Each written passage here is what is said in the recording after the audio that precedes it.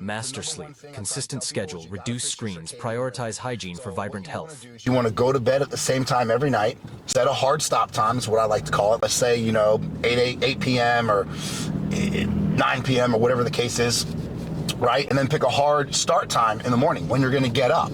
And when you do get up and your alarm goes off or your Whoop vibrates or whatever you use to wake, don't hit the snooze. Just get the fuck up, period. Be disciplined. If you're going to create a plan, fucking stick to it.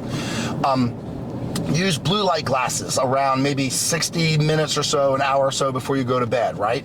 At that point, you also want to start shutting down electronics. You want to get off your iPad, get off your iPhone, get off the TV, pick up a book, read, do a puzzle.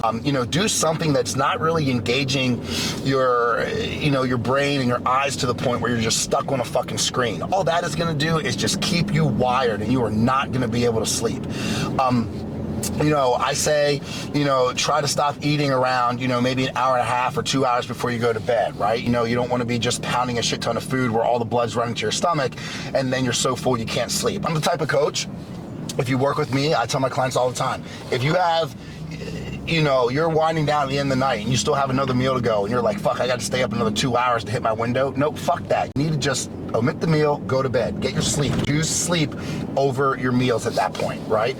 Another big thing I'm big on is no caffeine about 10 hours before you go to bed. So if you're shutting yourself down at easy example, 10 p.m. cool, no caffeine after 12. You're shutting down at 8 p.m.